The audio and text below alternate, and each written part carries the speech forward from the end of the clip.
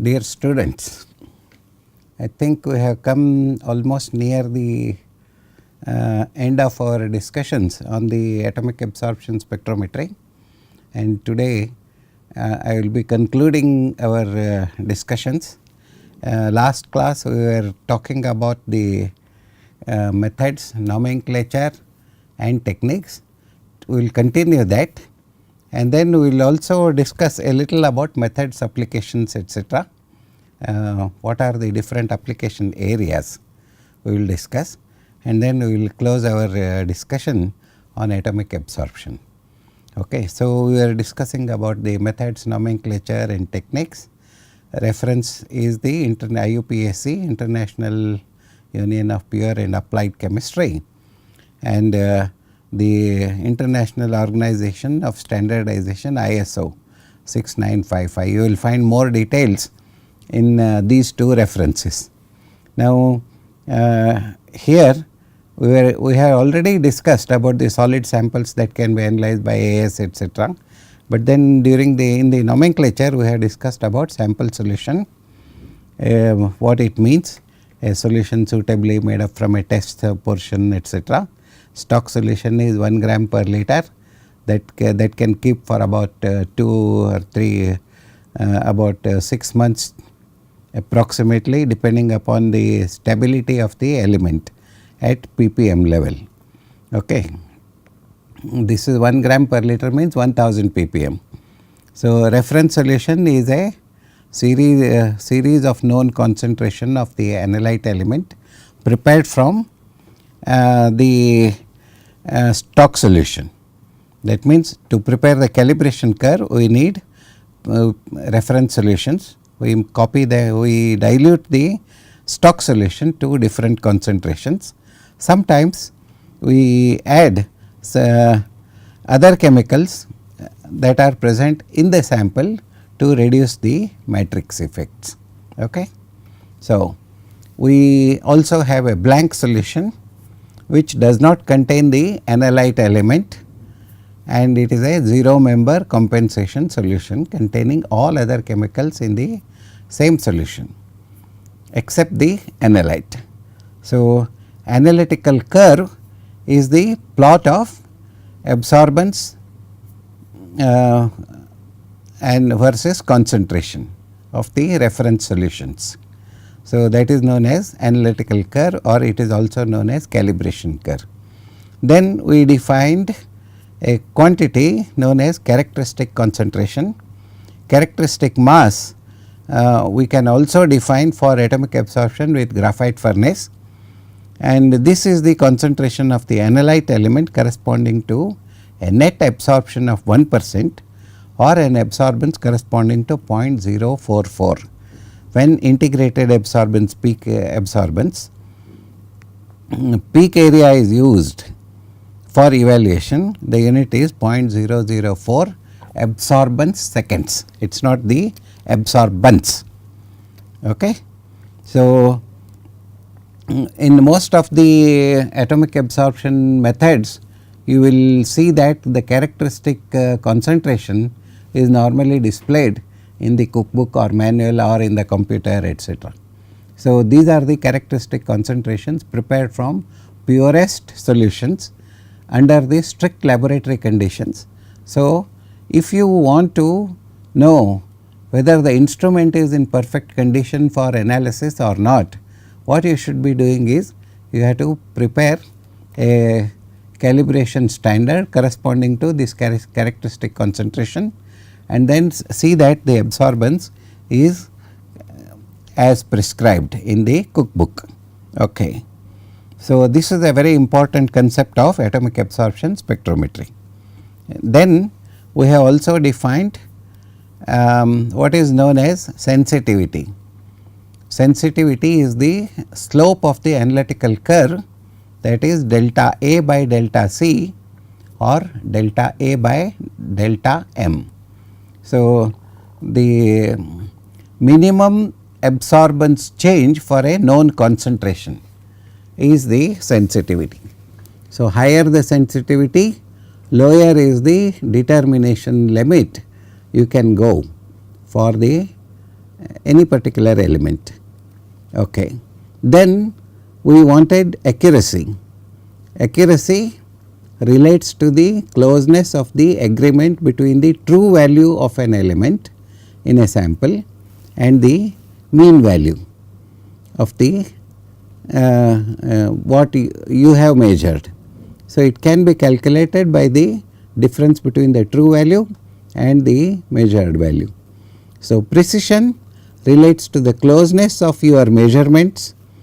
If everything is all right, your precision may be all right, but there could be a biased error with respect to the accurate value. So, one has to be careful that even if you get of very good precision, the accuracy may be off if there is a systematic error in the determination. Normally, we determine the precision by multiplying the standard deviation sigma with 2.83 for 30 or more measurements. That means, you have to measure the same thing, same analysis, you have to do the same analysis 30 times and then take the mean, prepare the standard deviation, find out how much it is, multiplied by 2.83 for 30 or more determinations. Or if the sample is less than 30, you have to multiply the sigma with a factor t, then where t is known as the student's factor. Okay. So, this t data you will get it in the standard textbooks, and then we have to define now standard deviation. So, what is standard deviation? A standard deviation can be calculated by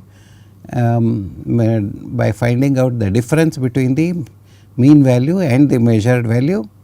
You have to square it, divide it by the total number of experiments minus 1 and take the square root.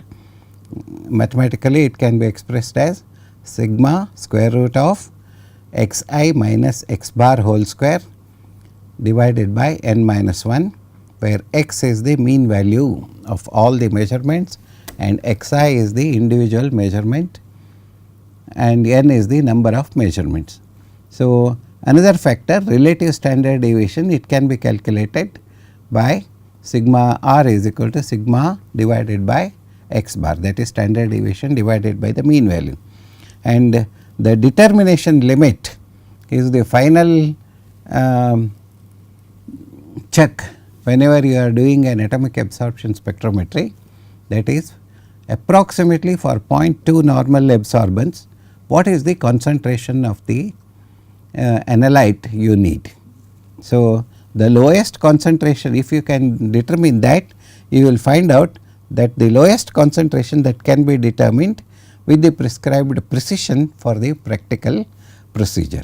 So, this is a very important concept, and if you know this amount of nomenclature, you will be able to do most of the atomic absorption spectrometric analysis yourself without being independent.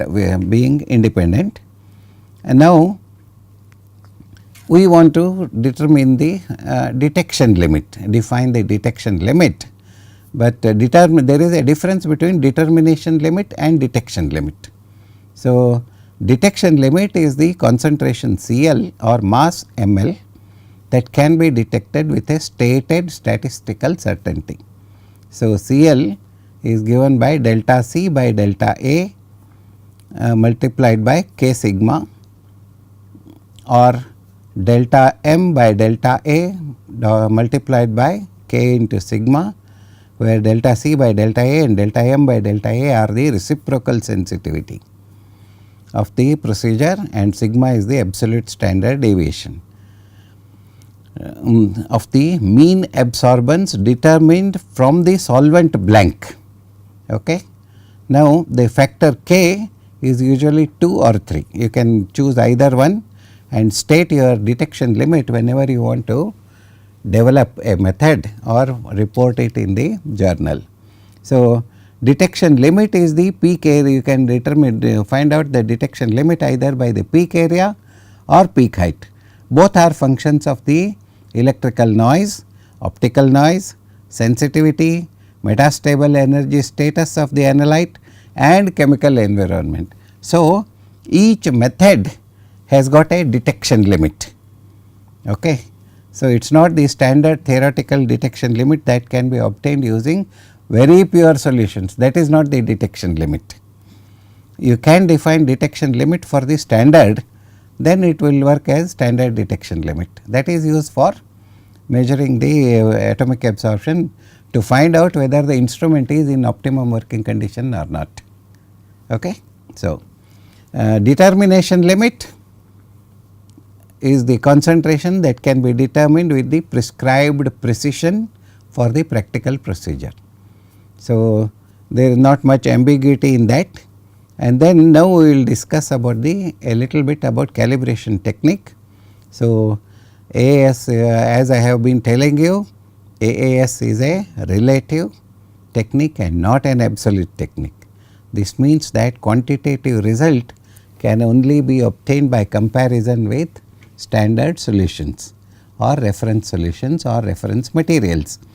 Whenever you want to determine any particular element in a matrix, lot of people you do not know what is a standard reference material. So, there are international agencies which will analyze a given sample in a matrix by different methods, by different laboratories, by different people in different countries, collate the data and give you a near true value of the substance, that is known as reference material. A standard reference material is available for sale in the market, you can buy that, and whenever you want to analyze any unknown sample, first you should be doing the standard reference material and see how much you are getting, whether you are getting the analysis in the range prescribed by the standard in the standard reference material. So, it is important for you to buy standard reference materials. Now, what is a standard reference material? If you look at the literature or databases, you will find that there is a standard reference material for seawater analysis, and then it will be for alloy, it will be for oil, metal in oil, and then there will be metal in oil for atomic absorption, especially for wear metals. Similarly, there are number of standard reference materials available for plant tissues, etc., and these things can be bought depending upon your requirement. Even coal and other things, cement, there are a lot of standard reference materials available which are marketed by the companies manufacturing atomic absorption or by the companies associated with the manufacture of standard reference materials. So, we coming back to this, different calibration techniques are available to meet the standard reference analytical requirement, and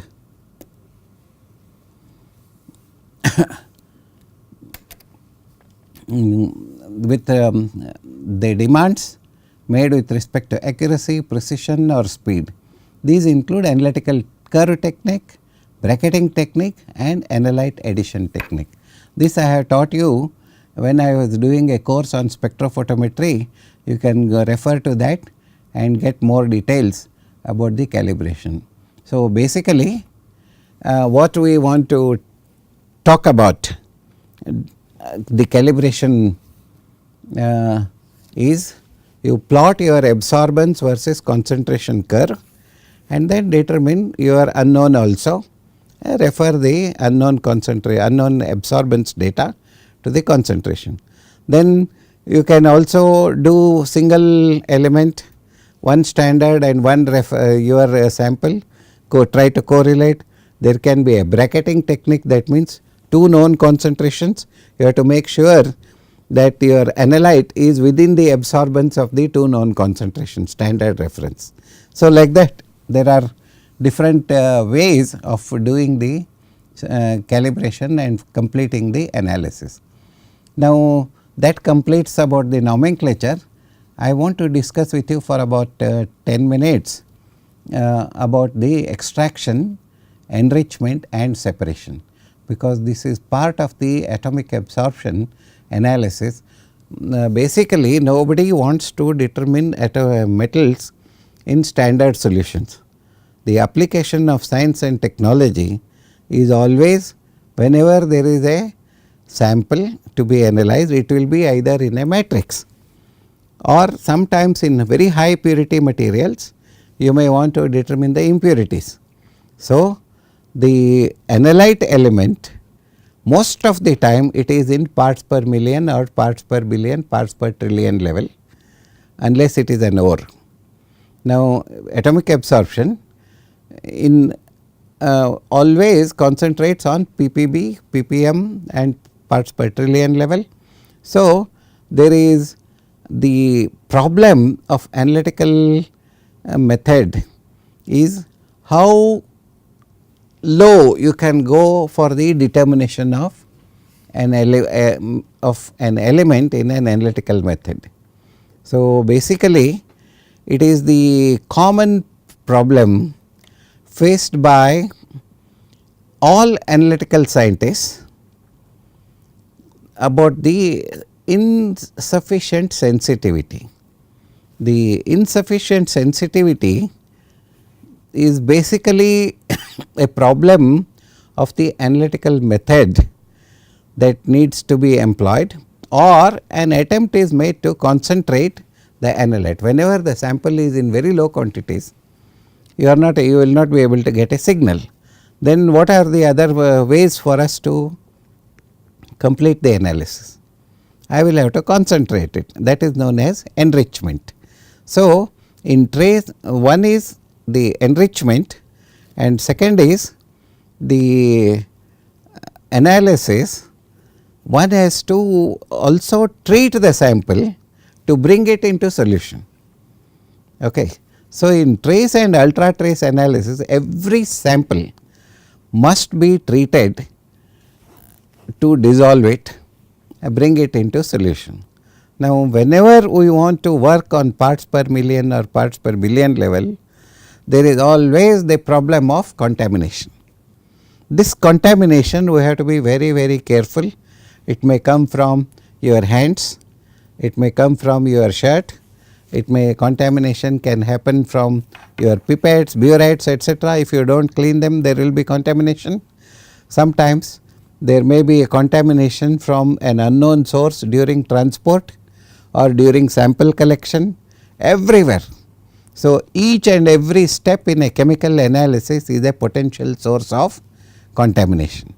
So, one has to be extremely careful whenever we want to separate a sample before analysis, whenever we want to enrich a sample before analysis, and this requires a little degree of knowledge and skill.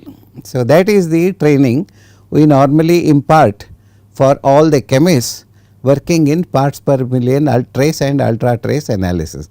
We teach them how to reduce the kind of errors from contamination. So, coming back to this, what are the ways of enriching? One is extraction, enrichment and separation. So, there are certain methods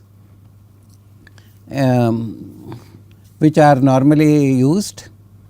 The techniques used for separation and enrichment are the solvent extraction, activated charcoal method, electrolytic deposition and several other related techniques are usually employed. And sometimes we want to extract the sample using EDTA, we complex them. Ammonium pyrrolidine dithiocarbamate is another chemical which complexes with several metals in trace elements.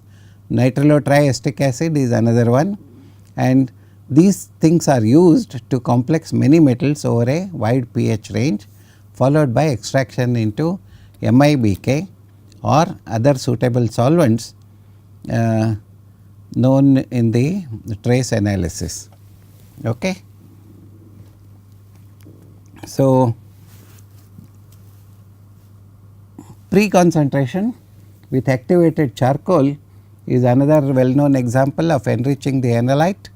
Quite often the samples need to be dissolved in acids, and then if we take all the precautions, the analysis will be proper. Otherwise there will be some sort of contamination that is expected. And among the techniques used for separation and enrichment of the analyte solvent extraction, activated charcoal method, electrolytic deposition are more prominent, and chelating agents EDTA, ammonia, PNTA are used. Pre-concentration is another method. And then specific applications now I want to discuss with you, that is the determination of elements in various areas. One is body fluid. In most of the time I want you to understand that the atomic absorption method is used for the elemental analysis 99% of the time. So, wherever you find metals, it will be required for analysis. So, in body fluids, tissues, kidneys, brain, blood, hair, so many not only in humans, but also in plant tissues and animal tissues, etc. We want to determine many elements, and agricultural scientists would like to determine many elements in the plants, roots, leaves, etc. And the urine, serum and other biological materials, the atomic absorption is the method for the determination of the elements. So, tissue samples for obvious reasons must be wet or dry, etched before analysis. Nowadays aluminum is an element of focus in brain because of Alzheimer's disease. In addition, arsenic, mercury, cadmium, selenium, thallium, etc. are of importance in the biological samples. So, second stage is the second area where maximum amount of atomic absorption analysis is being done is food and drinks. You know, there are so many foods which we eat, they may be contaminated quite often. Whenever you read newspaper, you will see that food poisoning is one of the main causes in the people's health. If it is in large scale, lot of people fall sick, but if it is in ppm level, many elements need to be determined, especially the elements like lead, selenium, mercury, such element, arsenic, fluoride, many such elements are usually in the required to be determined in parts per million or parts per billion level. So, the content of trace element in the foodstuffs and drinks increased dramatically in the 70s. Contamination depends a great deal on the soil fertilizers, crop protection agents, insecticides, pesticides, all these things can be contaminated with metals. Okay. Animal products are there, and the concentrations are influenced by the preparation, storage and metallic elements are present in the foodstuffs. So, it helps similarly almost all dairy products like milk, cheese, curds, butter, etc., chocolates, a very important concept for making them acceptable to all human beings is lead. Lead has to be absent. Of course, it is a little difficult because it has become ubiquitous in nature, and tin is also added as plastic foils which are used for making the packing. So, the requirement of metal analysis in food and drinks is a very important concept. Third is soil, fertilizer and plants.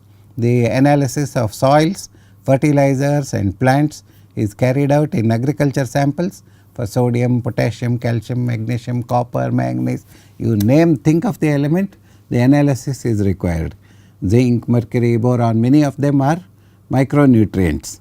So, it is arsenic, cadmium, lead are pollutants. So, 90% of the elements that we come across in day to day foods are in the agriculture either as micronutrients or as pollutants or carcinogenic hazardous elements. So, both flame and ETAAS, electrothermal atomic absorption, are suitable for the direct analysis of the soil extracts at 100 degree centigrade, are especially suitable for plant materials. So, usually they require dissolution of in the hydrochloric acid, because most of the plants are easy to analyze by dissolving in HCl. And the next largest area of interest is water, drinking water all over the world, very important. Then there are fresh water available. You may like to do the quality control for fresh water, sea water, sediments, wastewater, industrial effluent, name it, sea water lot of people want to analyze. So, all types of metals and non-metals are need to be analyzed in water. So, a pre-concentration procedure using APDC or MIBK is essential for trace element determination. So, quite a few elements need extraction and enrichment. So, one has to be very careful when you want to determine the organically bound metals, because they are not usually determined straight away, because they will give the flame a typical color. So, you may think that it is not there, but definitely it will be there. So, it is important for us to oxidize most of the organic compounds in the samples by using sulfuric acid and persulfate. So, detailed methods are available in atomic absorption books, and cookbooks also sometimes teach you about the water analysis. So, next largest area of application is environment. So, the term environment covers a whole range of factors that influence our lives. It is almost impossible to pick out any specific area in isolation, since all factors influence each other mutually. You may see this figure. In the figure what I have drawn is air, this is air, this is soil at the bottom, and then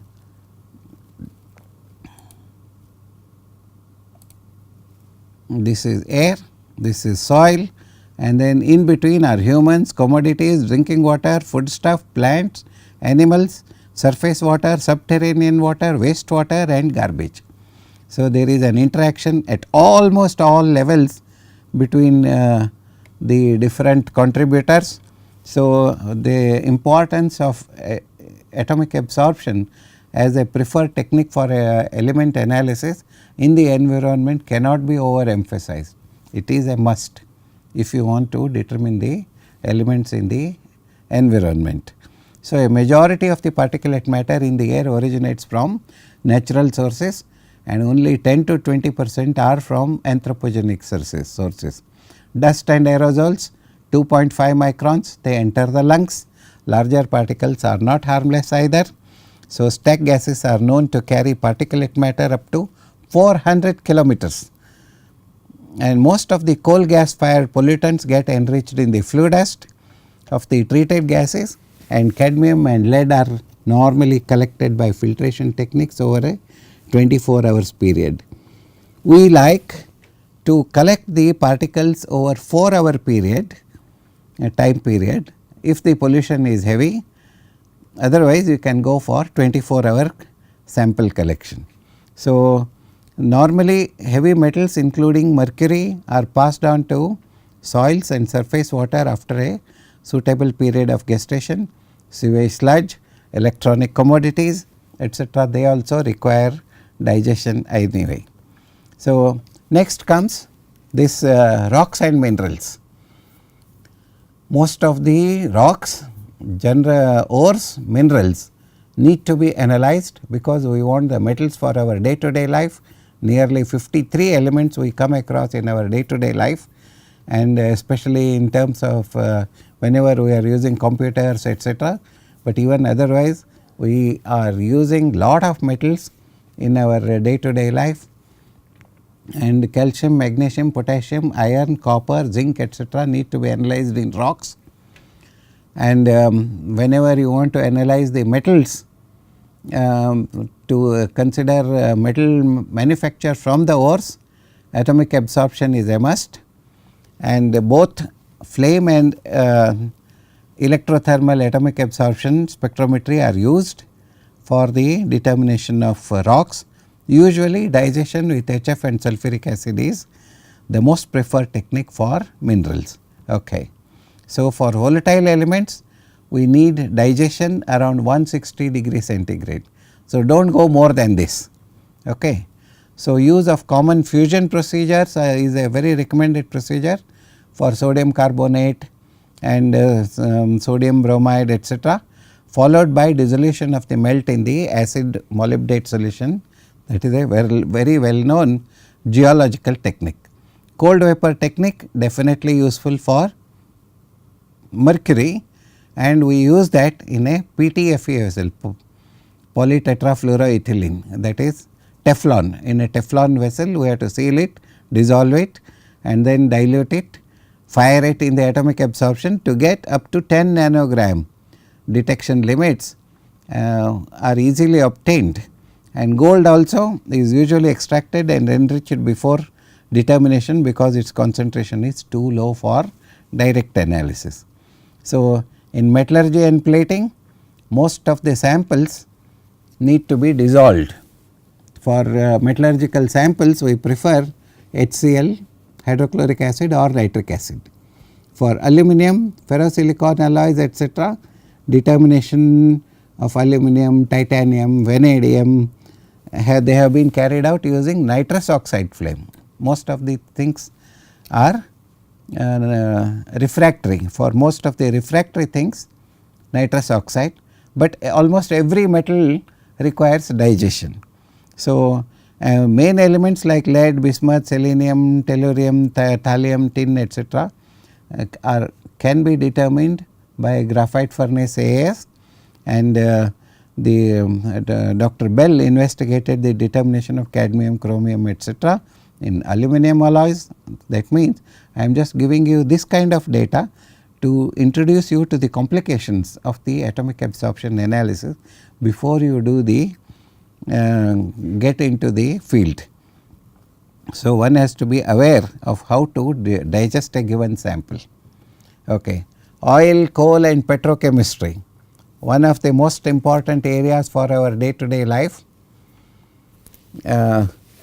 So, the requirement is crude oil analysis for wear metals, because most of the oils contain metals for lubrication. So, lubricating oils need to be analyzed for most of the wear metals, and quite often organometallic compounds are added. So, you need the organic decomposition of the organic substances, and graphite furnace is the preferred technique for atomic absorption of wear metals. Aluminum, beryllium, chromium, manganese, etc., graphite tubes are coated with lanthanum and tantalum have been quite useful, but I have not taught you about this, but I have taught you about graphite coated pyrolytic coated graphite tube this thing, because that is the most common available electrothermal atomic absorption unit in the market.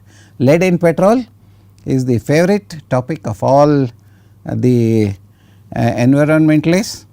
Iron and copper are the other additives in lube oil which are monitored quite regularly in ppm quantities by the flame AAS. So, plastics, textiles and paper, again another area where lot of elements like iron, aluminum, manganese, titanium, antimony, lead, cobalt, copper, tin, zinc and many of them are analyzed in plastics such as polypropylene, nylon, polystyrene, PVC, etc. Soluble polymers are dissolved in MIBK, formic acid and cyclohexane you can use. You can aspirate them directly because you may get a better sensitivity, because the organic compounds do burn with exothermic properties, In packing materials, organotin compounds assume importance because they are added as stabilizers. So, the plastic sample has to be extracted with about 3% acetic acid, 5% acetic acid, etc. And these methods have been standardized and available in the standard textbooks related to atomic absorption. So, pharmaceuticals and miscellaneous industrial products are there, sodium, potassium, calcium, almost every element we need to analyze them either as a pollutant or as a component. So, the dissolution can be very easily done using concentrated hydrochloric acid and aspirating directly after suitable dilution. Cobalt, for example, we need to determine cobalt in vitamin B12, and proteins can be determined by flame. Cobalt can be determined in B12 or proteins. Barium can enter as a pollutant. Barium can enter from the gloves or rubber components in addition to direct ingestion. So, direct supplements are routinely checked for arsenic and selenium. So, this is done by graphite furnace AAS. So, uranium in the mineral section, uranium in yellow cake is routinely checked by atomic absorption. Triphenyl methane paint additives need to be monitored for chromium contents. So, also the determination of lead, magnesium, iron, potassium, sodium, zinc, copper, cadmium, etc. are routinely determined in rubber seals. What we have to do is we have to digest it around 650 degrees and dissolving it in 6 molar HCl and aspirating directly in the flame. So, all in all, the use of atomic absorption for metal analysis is an ever expanding field, and the available literature up to date is the proof of its vivacity. You open the literature, you will see even last month somebody has determined published a paper on atomic absorption analysis of some element or the other in some matrix or the other. So, I am trying to give you an overall view of the atomic absorption spectrometry during the last 33 lectures, and I hope it will be useful for you as a technique for your coursework as well as for your future career. I wish you all the best. Before I close, I want you to understand this periodic table where all the elements are determined using atomic absorption. On the left side there is sodium, potassium, alkali, alkaline earth metals, here are transition metals, and then here are the boron metalloids can be determined. These things need to be determined, these halogens and noble gases usually not, but lanthanides and actinides are determined usually by atomic absorption. So, this is the atomic absorption spectrometry. I want to close my lecture with the introduction of this modern instrument recently introduced into the market. I will not tell you the details, but you can look it up, and I wish you all a good career in atomic absorption spectrometry.